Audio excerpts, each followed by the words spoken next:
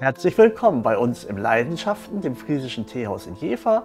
Ich freue mich sehr, dass ihr mich hier besucht und mit mir zusammen die friesische Teezeremonie durchführt. Und so ist Tee neben Wasser das meist getrunkene Getränk weltweit. Tee ist fertig, nun gibt's lecker Tee. Na gut, starten wir. Der erste Schritt in der friesischen Teezeremonie ist das Einlegen des Kluntje.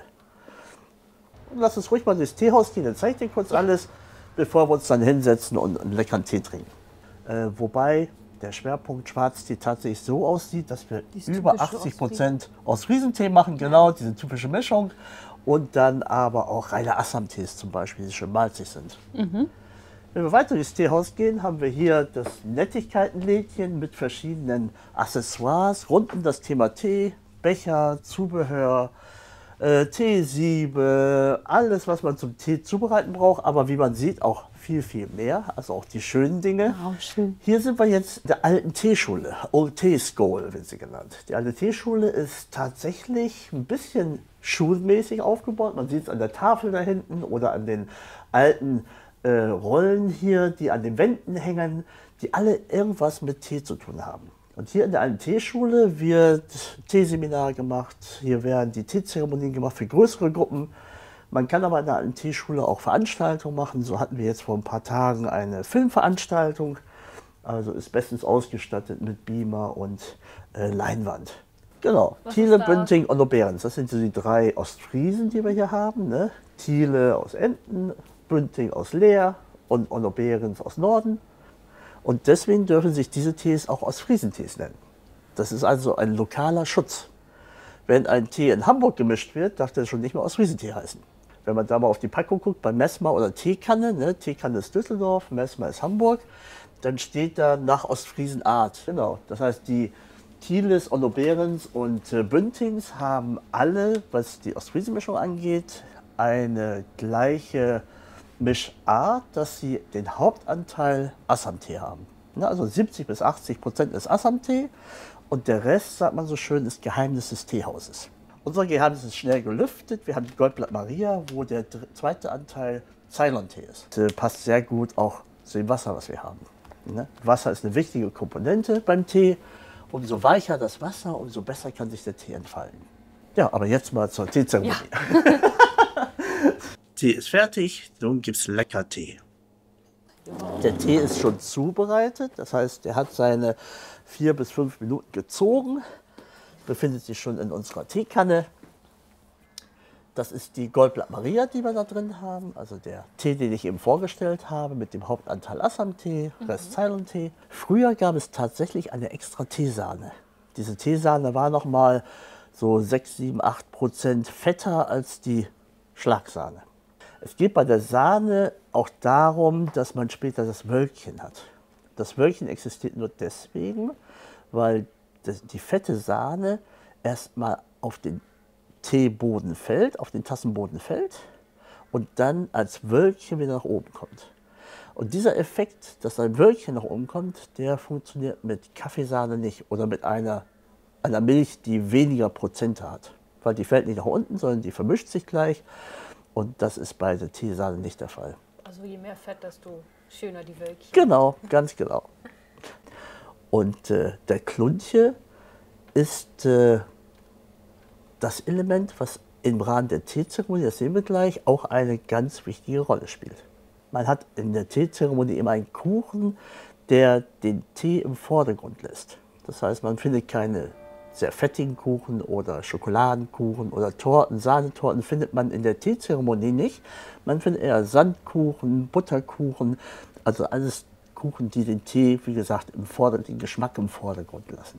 Der erste Schritt in der friesischen Teezeremonie ist das Einlegen des Kluntje.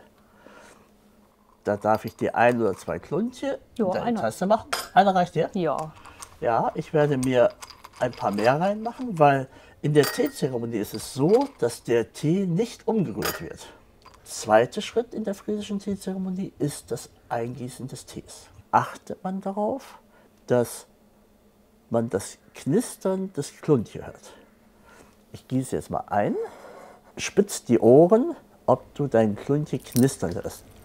Hast du es gehört? Hat geknackt. Gut. Ah ja, da hat man auch deutlich das Knistern gehört.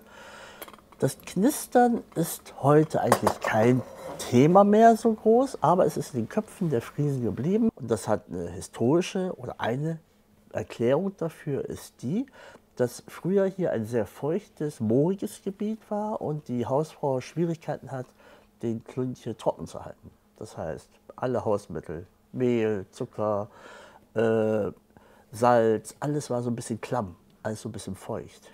Und wenn Klunche Feuchtigkeit gezogen hat, dann ist es so, dass er nicht knistert.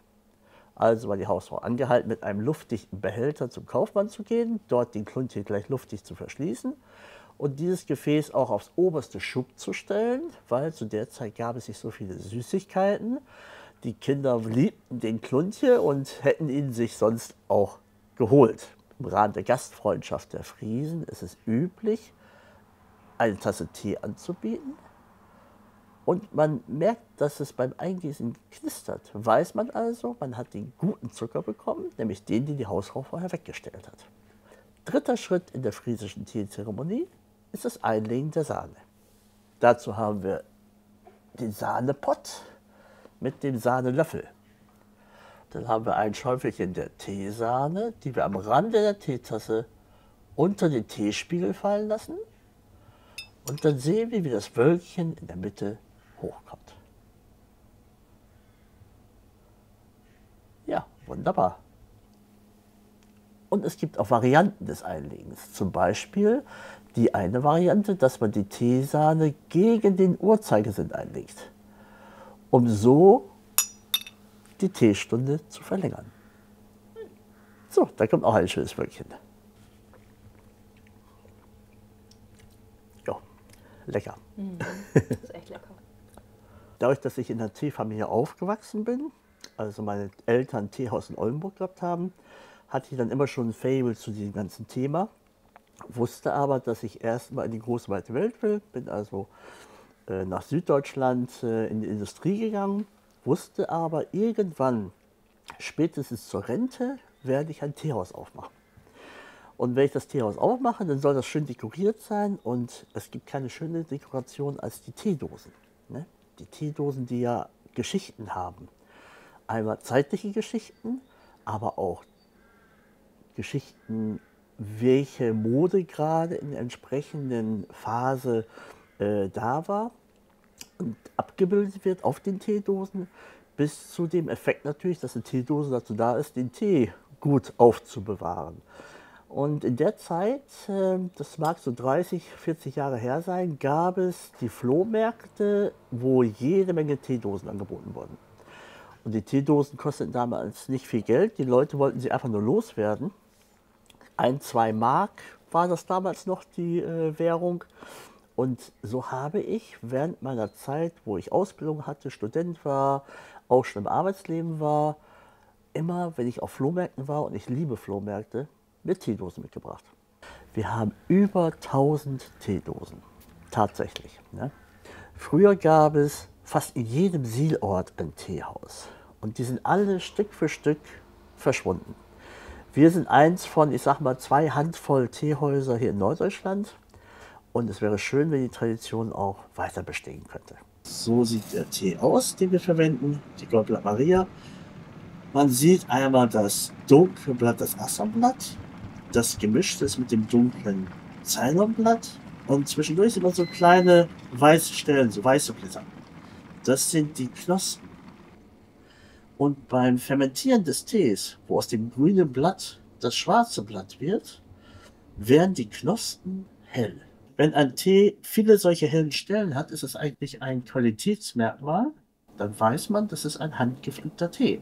Wir würden jetzt mal einen leckeren Goldblatt Maria herstellen. Dann nehmen wir so eine kleine Sudkanne. Wir haben bestimmte Teekannen, die nur für die schwarzen Teesorten sind. Und Teekannen, die nur für die aromatisierten Teesorten sind. Weil würde man in einer Aromakanne einen schwarzen Tee machen, hätte der automatisch natürlich ein bisschen des Aromas des vorher aufgegossenen Tees. Und durch die Patina, die man in der Metallkanne hatte, hatte man einen natürlichen Schutzschild. Der Trecker ist ein Ziehgerät, so ist der Treckpot das Gerät, wo der Tee ziehen darf. Ich sage ganz ehrlich, 2 würden auch genügen, um einen schmackhaften Tee zu machen. Aber 3 sind besser. Dann habe ich hier kochendes Wasser, 100 Grad. Das gieße ich auf. Dann habe ich gleichzeitig die Eieruhr angemacht und die Zeitschaltung angemacht. Auf bei uns 4 Minuten 15 Sekunden. Ja, in der Zeit, wo er zieht, können wir schon mal die Servierkanne dazustellen. Also ein Dreckpott, Ziehtopf, Servierkanne. Und der Tee, der dann fertig ist nach den 4,5 Minuten, wird dann umgegossen in die Servierkanne, die dann ihrerseits auf dem Teetisch auf dem Stöfchen steht. Teetime. Und dann haben wir hier diese schöne Bernstein-goldbraune. So. Ja, also das Teehaus Leidenschaften in Jever machen wir jetzt schon seit 2011. Das heißt bald 15 Jahre. Und ich bin jetzt auch schon so im Alter, wo man dran denkt, irgendwann muss es ja übergeben werden. Ne? Also wir sind auf der Suche tatsächlich nach jungen Leuten, die sich das noch zutrauen. Es ist heute schwierig, sich selbstständig zu machen, aber wenn man so einen bestehenden Laden hat, kann ich mir vorstellen, dass man hier auch noch als junges Paar gut davon leben kann. Es ist schwierig, Leute zu finden. Wir haben es schon angeboten. Wir stehen bereit und würden auch so diese Einführung mitmachen. So 1-2 Jahre die neuen Besitzer begleiten, damit sie in das Thema Tee reinkommen können und sich auch wohlfühlen. Ja, eigentlich heißt es Jever. Also alle Einheimischen in Jever sagen natürlich Jever. Und so gehört sich das auch. Basta. Jever, also das V wie ein W ausgesprochen, ist einzig und allein der Grund, dass wir hier eines der leckersten Biere der Welt haben, das auch international verarbeitet wird. Das heißt, Marketing über Jever hinausgeht. Und V wird an vielen Stellen wie W ausgesprochen. Und deswegen ist es in der Werbung Jever. Das Schöne ist aber für uns wir erkennen sofort, wer Einheimischer ist und wer Tourist ist. Prost. Prost. Vergiss nicht, unseren Kanal zu abonnieren, wie man macht, auf YouTube und Telegram.